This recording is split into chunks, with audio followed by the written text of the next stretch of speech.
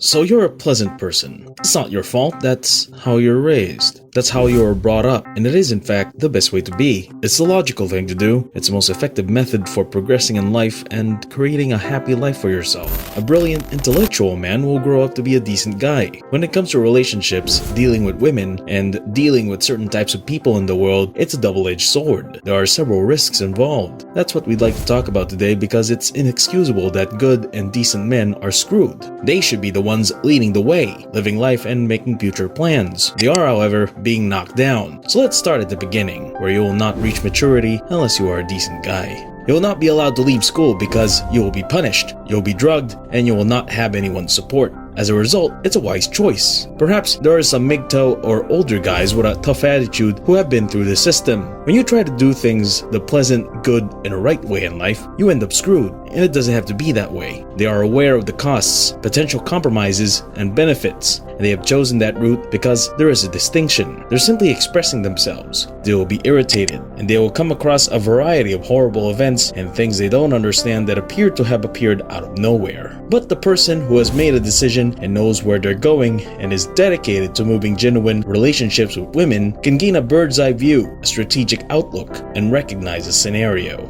If a young man conforms to the expectations of society and those around him, he becomes a servant, and no one respects that. A male attempts to please a woman by dishonesty, agreeing with her thoughts through this act of duplicity. Even if he gains the woman or the group's acceptance, they lose respect for him on some level, and he loses respect for himself on some level as well. You should avoid doing this when trying to please others and learning the ins and outs of the world around you. You must maintain the grip on yourself. Don't give up on yourself completely, and don't do that in an attempt to prove your worth, because that is a classic nice guy routine. When the media and social media portray males as rubbish and women as victims in Western society, the truth is that women have never had it so good. There is no wage inequality between men and women between the ages of 22 and 29. It's no surprise that there are so many elderly, out-of-shape, adoring women and weak men filling all of your business and government jobs because they get paid more, while all of your strong, fit, and healthy men are driven out and without work. As a result, the young man must act in this manner or else he will be driven away and disliked. How far does a young man have to go to fall into a trap of being a nice guy and getting away with it? Pleasing people before it destroys him, or he realizes there is no turning back, or he's made so many sacrifices to gain the favor of a woman, a group, or a company that they now regard him as nothing and he regards himself as nothing. So that's one side of the double-edged sword we're talking about. Whatever happens, you must continue on your current path. If you're a craftsman, you better do a good job if you want to get paid well. So you can't dismiss the idea of pleasing others. Can you do it without becoming overwhelmed? It's a bit difficult, but this piece of advice is for men who are nice and try to do the right thing in the world. They are the victims of a system that appeases and caters to women and pretends that a weak man who isn't even attempting to care for himself needs to be looked after and treated like a child who hasn't experienced anything in life and is only concerned with their ideals. The woman, like many men, never learns and continues to have emotional breakdowns.